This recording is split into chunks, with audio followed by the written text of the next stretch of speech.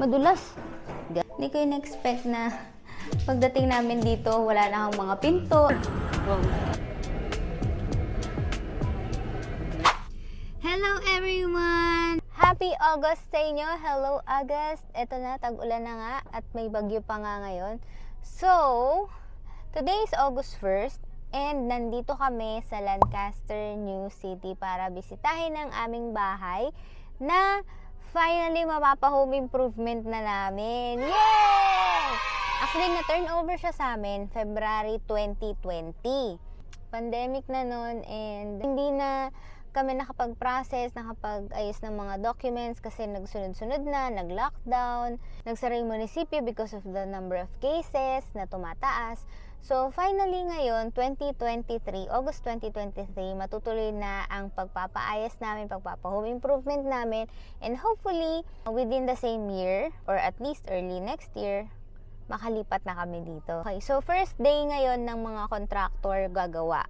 So, meron nang nagbubungkal-bungkal dyan sa labas. Papakita ko sa inyo later. So, tara na. Labas na tayo. Ayan. Ayan ang aming bahay. Nagsisimula na silang maghukay-hukay. Ayan. Pasok tayo. Medyo madulas lang kasi ang haba ng damo-damo. So, ayan yung labas ng bahay namin. Ayan. Medyo naluma na siya. Ano, baklas na? Bilis ah. Naakyat tayo sa taas. Wow, nakapag-start na pala sila. Sa second floor, meron 2 kwarto.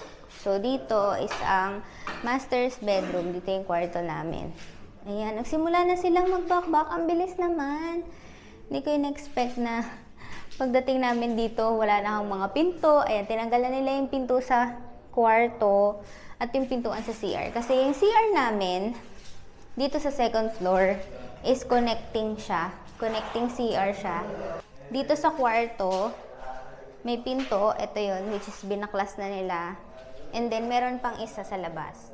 May pintuan din dyan. So, ang ginawa namin, para ma-maximize namin tong wall na to, instead na may pinto dyan, pinaalis na lang namin siya para magamit namin tong wall for the TV. Papa-wall cladding kami para may konting accent. Dito sa ceiling, magda-drop ceiling kami dito. Tama ba? May drop ceiling tayo sa master's bedroom. Meron na. Kasi ito pala yung view dito sa bintana sa kwarto namin. Ayan, ayan sila. Naghuhukay-hukay. So, ito yung CR namin. Yung CR kasi nila, pag turn over, may tiles na. Yung flooring at saka yung half ng wall, may tiles na yan. And meron na rin shower, inodoro, at saka lababo. Dito sa CR namin sa taas, ang gagawin lang dito is maglalagay ng partition. Divider lang, frosted glass lang dito sa shower. Tapos maglalagay kami ng heater and magpapalit ng shower head. Kasi gusto ko yung may rain, so papalit tayo ng rain shower. Tapos, dito sa kabilang room ay ang aming office. Office muna namin siya kasi for sure naman hindi pa magagamit ni Gael to dahil sa amin pa siya tatabi. So, maliit lang siya na room. Pero gagawin muna namin siyang office at saka studio. Ganon. Yes! Studio. Gawin namin siyang studio slash office. Ano naman, nakapajama pa tong batang to. Ang galing no, bilis no. Ano na sila agad dito sa taas. Kasi sabi ng contractor namin, ayan na siya, dumadating na siya. Sabi kasi ni Boss Owen, unahin niyang gawin lahat ng nandito sa taas. Naririnig niya nagtitibag-tibag sila. Ito yung view ng hagdanan namin. So, meron kaming isang matahas at mahabang bintana dyan. Love! Yeah! Ito yung magiging play area ni Gael. Sakto lang din, enough lang din siya for may extra pintuan na rin dito. Nandito na yung ibang gamit ng ibang gawa-gawa.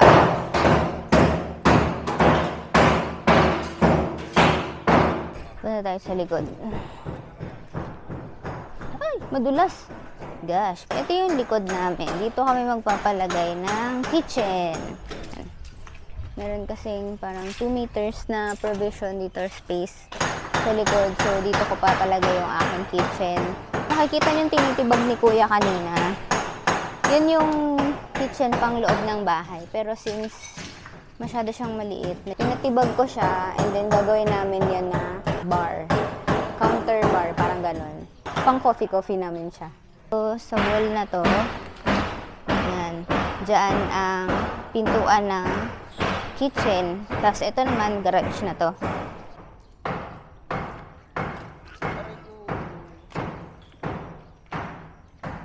From dito sa wall ng kapitbahay hanggang dun sa pader namin, yun ang sakop ng lupa. This is the Denise single detached model ng Lancaster.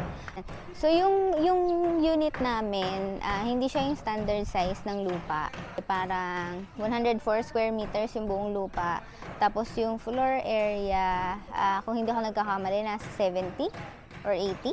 Nakakatuwa naman kasi first day pa lang nila and less than 3 hours pa lang silang nandito. Natanggal na agad nila yung pintuan sa CR sa second floor. Tapos nag-start na rin silang magbutas-butas para sa kabitan ng tiles. Tapos yung lababo currently sinisira na yung mga tiles kasi papatanggal namin yung wall ng lababo para malaki yung kusina. Ito na yung mga biniling materyales ni Sir. Akala ko magli-layout lang sila ngayon. Yun pala magbabakbak na sila. Ngayon, magsasabi-sabi muna kasi magkwentuhan muna tayo habang busy naman sila. Hindi ko na napakita sa inyo actually nang malinis yung bahay kasi nag-start na pala sila. So, dun sa first floor namin, talagang existing na kitchen na sa loob yung bahay. Maliit lang yung lababo niya. Gawin namin, yung space namin sa likod, gagawin na lang namin siyang extension for our kitchen na maayos. Yung ilalim ng hagdanan, papagawa namin ng storage. Yung existing sink namin doon, papakonvert ko siya to counter bar, parang ganun. Yan. Tapos sa CR sa baba, wala na kaming ipapagawa. As is na lang siya. Liit lang din yung CR, so kung pagbibigyan pa namin ng extrang work, baka mas lalo lang siyang lumiit.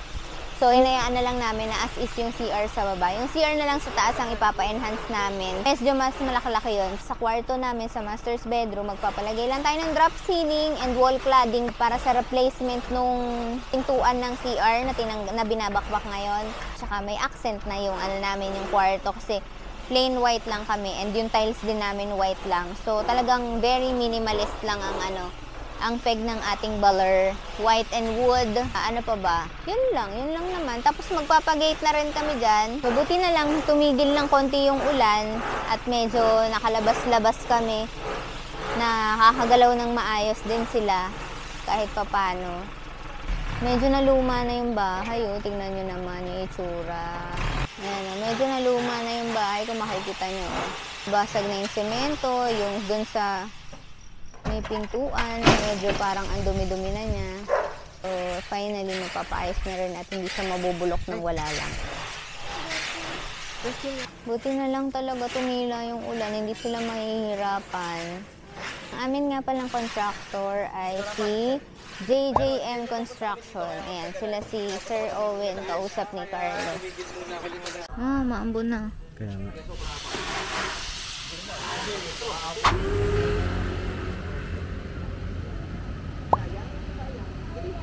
What's up everyone? Hello again! Dito kami ngayon sa bilihan ng tiles. Ang napili namin na tiles, so ito yung una naming napili. Kaya lang nung pinagsama-sama siya, ginawa siyang malaki para ma-visualize namin kung ano yung itsura niya. Parang medyo na-OA-yan ako sa design. So, nagpunta kami sa plain white na lang. So, isa na lang ang kulay ng tiles namin for sa buong bahay. Living room, sa kitchen, at saka sa kwarto. Isa na lang, white na lang lahat, plain white na lang lahat. Bali yung design pala ng bahay, yung gusto ko, ang interior na is white and wood. Yan, so meron din ditong mga salamin for the lababo. Ayan. Ayan, so dito na rin kami kumuha ng main door namin. Gusto ko talagang kulay ng pintuan, yung ganito lang, white. Kaya lang, napansin ko, parang medyo pale pala siya. Side kami na parang natural wood na lang, which is ito. Yan, yung mga ganitong design. Yan, so simple lang yung napili natin. Ito.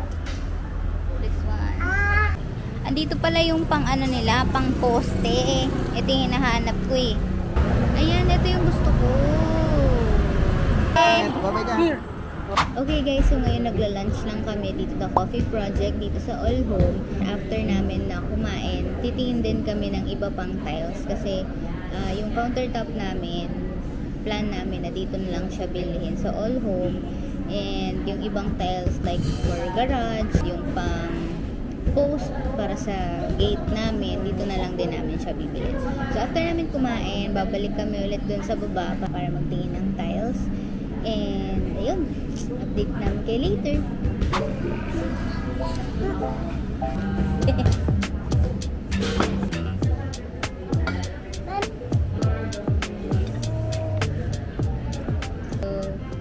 Ayun, hinihintay ko na lang sila matapos kasi umorder pa si GL ng donut. Kasi nag-promise kami sa kanya kanina after mag-eat ng rice, saka namin siya ibibili ng donut. So ayun, nakapila na sila magtatay.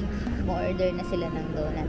So magka-canvas muna kami, tingin-tingin kung saan mas mura, and then that's when we will decide kung saan kami bibili talaga. Okay, tapos na kami kumain. Balik na kami ulit sa loob ng All Homes para naman sa CR and sa sink.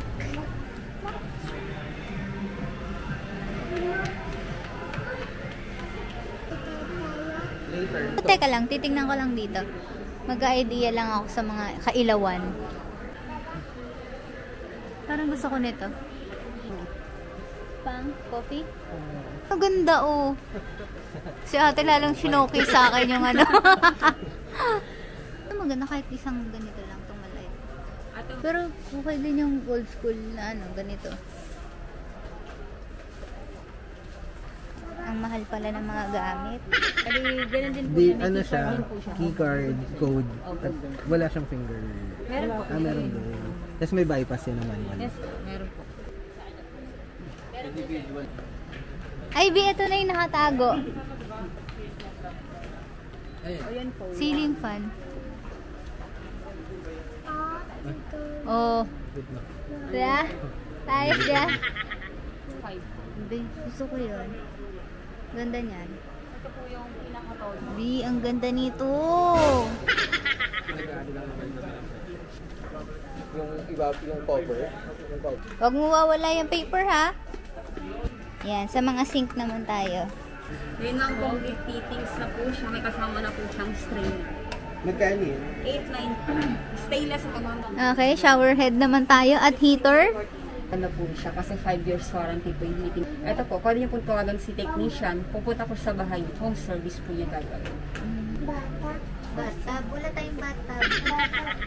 Doon na lang sa lavabo ko nagpapag. Ikaw si Rona, madam. Siya rin yun.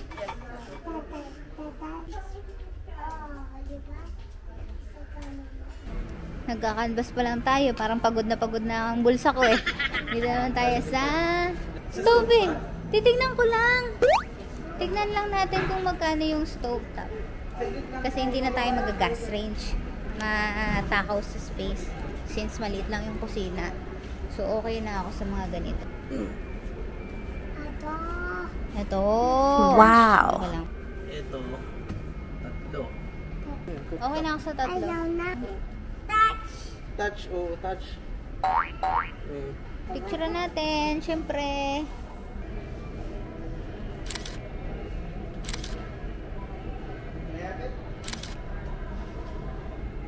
Hirap mo naman pasiyahin eh.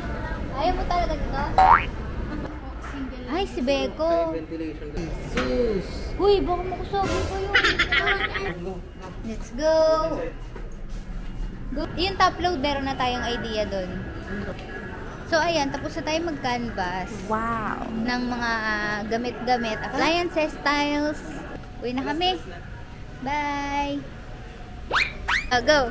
Thank you, ma'am. Thank you po, kuya. Bye-bye! Napasubscribe pa sila, kuya, sa atin. Nakakahiya naman. Nandito kami ngayon sa local mall dito sa Kawit, Pilipinas. So, ngayon